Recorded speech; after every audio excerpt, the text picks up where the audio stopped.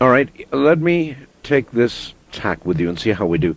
Yes. The science side of everything that you have mentioned is absolutely accurate. All of these things, and we could even discuss more, they're all going on. Yes.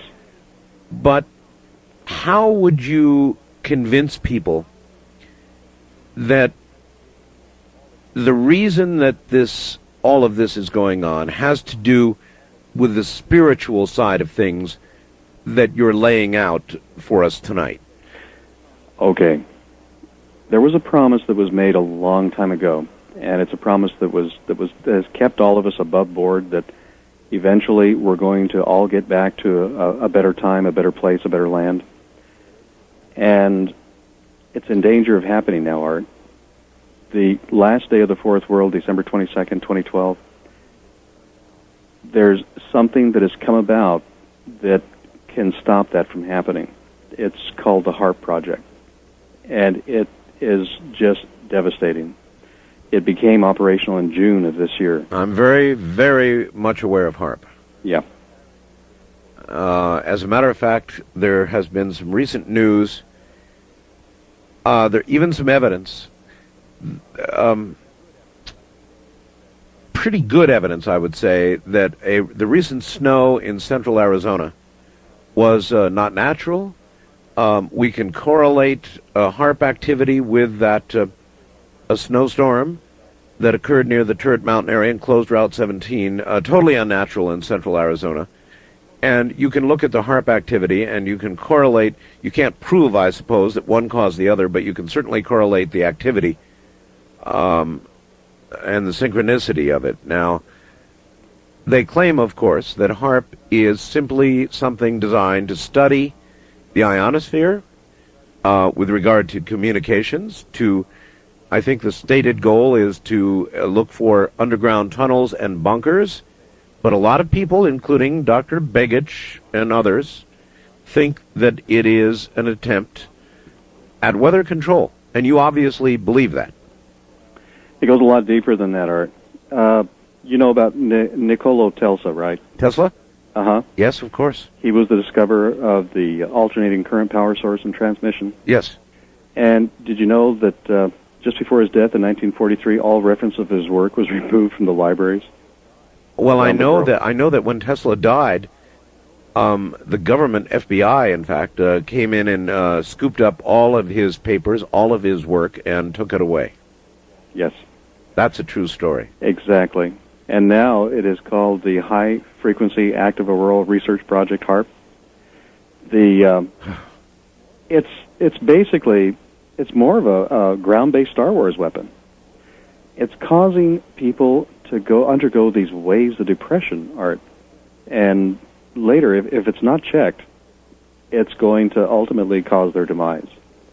But it has the capability of manipulating the environment in a way that it can change weather patterns, disrupt global communications, disrupt human mental processes, negatively affect health, and impact the upper atmosphere in a way that can't be reversed. All right. Why? Let me play the skeptic here for a second. You got it. Why would our own government want to begin tinkering virtually with the lives and the welfare of its own people?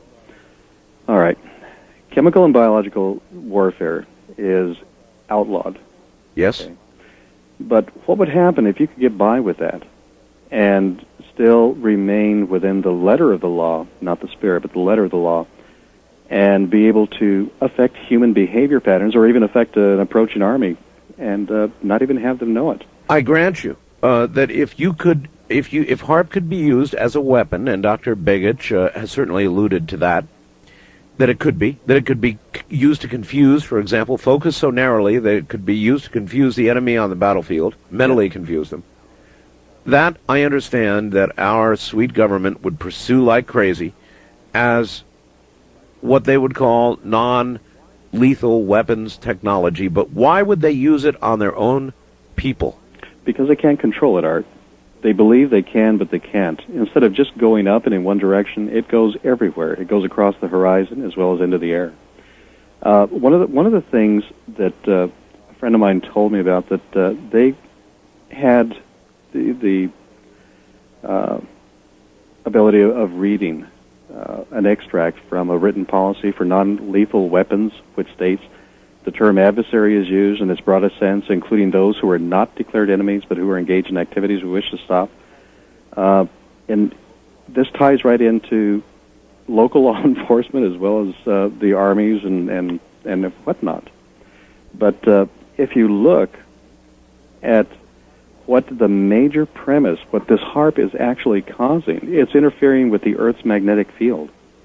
And when we alter that or damage it or do away with it, which is impending on the horizon right now, there's not going to be any more rational human behavior. There's going to be even less of memory.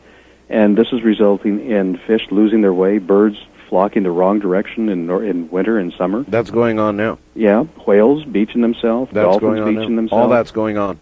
All that's going on. You know, you're going down a path that so many people have gone down on my program that I must stop you now. And we had a discussion just prior to the show. You're in, where, in Alabama? Yes, in Huntsville. Huntsville. And though we do have an affiliate there, you have never heard my show, have you? No, I haven't. So you're not picking up on what previous guests have said on my show, correct? No, Well, in that case, let me tell you, what you're saying is going to resonate and with my listeners, just tremendously resonate with them, because you're saying what so many of my other guests have said, that it's too much synchronicity for my poor little cold-infested mind right now. Obviously, then, we're getting this then from a separate source. Speaking when, what is your background? You are of mixed blood. Yes. On my father's side, they're from the Isle of Man.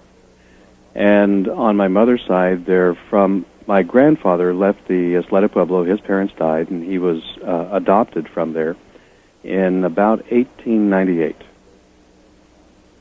And then we've lived in town since then. In town. Well, you're obviously very articulate, and you obviously have had a significant formal education. No question about that. How did you manage to hold on to your original culture and belief through so much formal education and so much exposure to our world? Primarily, it was basically when I died, Art. I went to, I guess you could call it heaven, the waiting place, whatever you want to call it, home. And I was in Europe at the time. We were undergoing a lot of negotiations with the tariff structures and whatnot. And I was sitting in a chair, and all of a sudden there was a guy that came knocking at the door, which really ticked me off. I was tired anyway, but it was a nice sunny day, so I went to the door and answered it. And every time he'd ring the doorbell, he would disappear. Finally, I just got fed up and went out to the back patio, and he was sitting there waiting. He said, "It's time to leave now."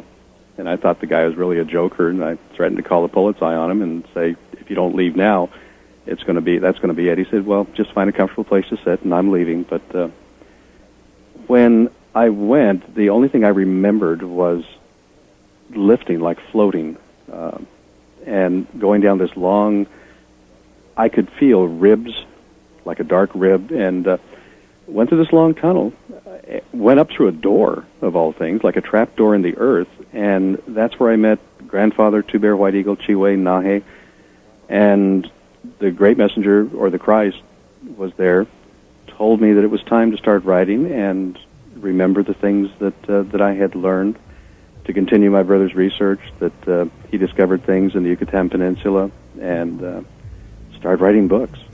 All right. Speaking Wind, hold it right there. And books he has written. As a matter of fact, we've got links to those now on my website. We're going to get another link up shortly when I can get hold of Keith. He's out enjoying a late night something or another. So we'll get hold of him shortly.